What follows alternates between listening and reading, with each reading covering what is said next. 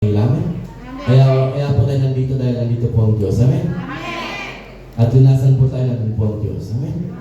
Amen po ba tayo doon? Sino pa naniniwala doon na kasama po natin ng Diyos? Amen. Kung napagsabi mo sa iyo katabi kapatid, kasama natin ng Diyos. Amen. Pagkasama po natin ng presensya ng Diyos, tayo po ay tayo po ay walang pangamba. Amen po ba tayo doon? Pwede mapusan po natin ang ating Bible sa Colossians chapter 1 verse 17. Colossians chapter 1 verse 17. Ang sabi po diyan, He is before all things. In Him, all things hold together. Pwede mo basahin po natin sabay-sabay? He is before all things. And in Him, all things hold together. Sino po naniniwala ng Diyos po natin ay siya po ang Diyos ng mga Diyos at Hari ng mga hari. Amen po ba tayo doon? At siya po ang Diyos noon, ngayon at magpakilanman. Ang Diyos po natin ay hindi nagbabago. Amen? Amen po ba tayo doon? Pwede mong sabihin mo sa iyo katabi kapatid, ang Diyos natin hindi nagbabago. Amen? Kung ano po siya noon, kung gaano siya magpagaling noon, kung paano po natin nabasa ang Bible, kung paano siya kumilos, ganoon pa rin po ang Diyos natin ngayon. Amen po ba tayo doon? He is today, yesterday, and forever. Naniniwala po ko na kapag ang Diyos po natin, ang ating sandigan, ay siya po ang sentro ng ating buhay, ay patuloy po na siya po ay kikilos sa buhay po natin. Amen po ba tayo doon? At po, itong mga kamakailan po, itong ating mga pinapanood o binabasa o nadidinig recently, itong mga buwan ay very alarming. Amin po ba tayo noon? Naniniwala tayo na sa ating napakinggan ay very alarming. Kaya meron po akong gusto encourage sa inyo. Ang gusto po ng Diyos ay gawin natin sentro ang ating Diyos sa buhay natin. Amin po ba tayo nun? Kasi marami po mga believers na knowing o meron siyang alam about Jesus, but He can easily become a part of our life. Yung pang hindi nagiging parte ng ating buhay. Alam niyo po, ang Christianity, ito po yung buhay po natin, katuwang ang ating Diyos. Amin po ba tayo doon? At ito po ay ang Christianity ay sentro po nito. Si Jesus ang sentro ng ating buhay. Amin po ba tayo doon? Kaya nga, kapag si Jesus ang sentro po ng ating every decision, every relationship, at yung goal natin naka-align sa Diyos, yung ating buhay po ay hindi po manatiling laging nasa ilalim. Amin po ba tayo doon? O laging buntot. Kasi, bagamat ang sirkumstansya, hindi po natin kayang kontrolin. Bagamat yung mga nangyayari po sa paligid natin, hindi natin kontrol. Pero naniniwala po ako na ang Diyos po ang may kontrol ng lahat ng bagay. Ano ba tayo doon? Ano ba tayo doon?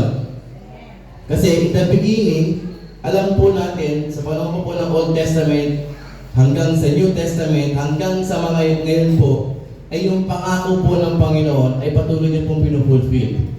Amen.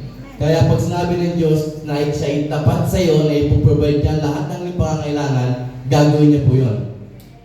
Amen po tayo doon. Mukhang hindi kayo naniniwala.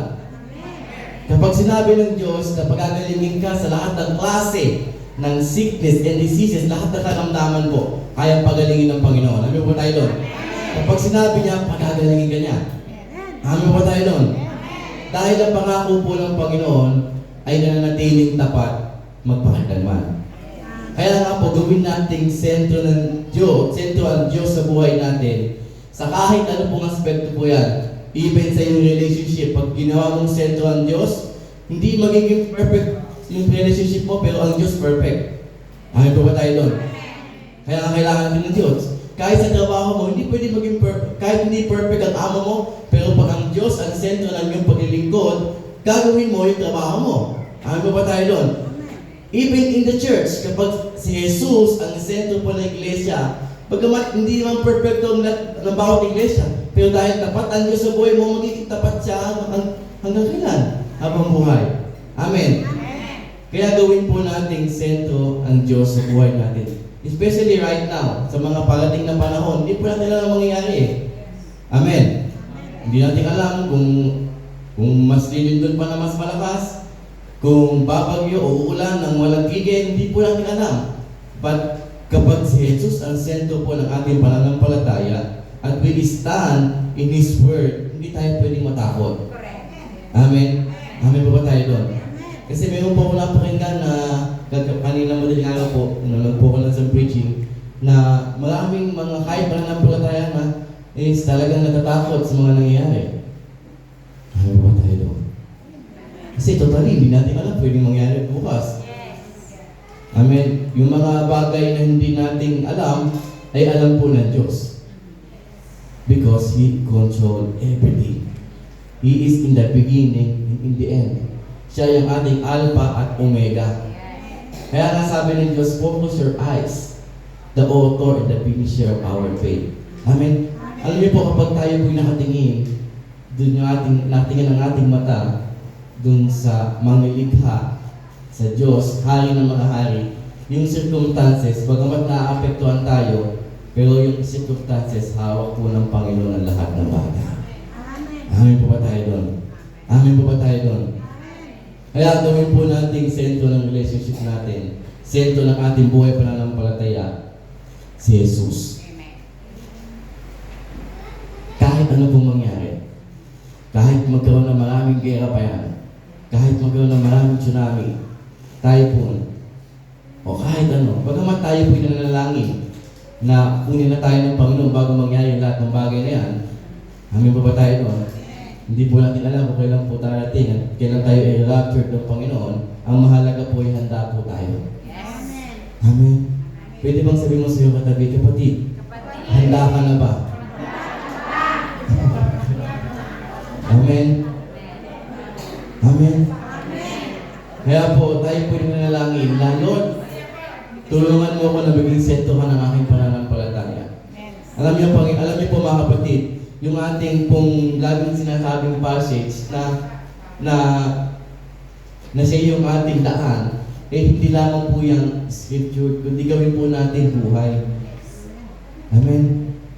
Jesus is the way, the truth, and the life. Laging ka nadinig yan, Jesus is the way, the truth, and the life. Hindi lang siya basta daan, siya yung nag-iisang daan.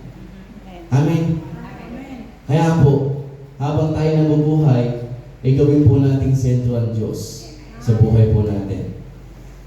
At naniniwala po ko, kahit gaano kalakas na tsunami, o typhoon, o lindol, o bagyo, hindi isi-shake, o may shake man ang ating pananampalataya, we still stand in the Word of God.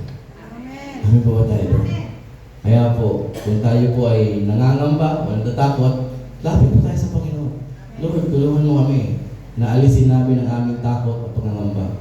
Minsan pwedeng matakot, minsan pwedeng mangamba. Pero hindi pwedeng mawala ng pananampalataya sa Diyos. Because God is in control. Amen po ba tayo doon? Amen po ba tayo doon? Tandaan po lang yun, pwedeng matakot, pwedeng mangamba, pero huwag tayong mawala ng pananampalataya sa Diyos. Dahil ang Diyos po ang may kontrol na lahat ng bagay. Amen? Sino mag-operate? Ako na rin po. Pwede pong magtestimony daw po si Sister Rina po.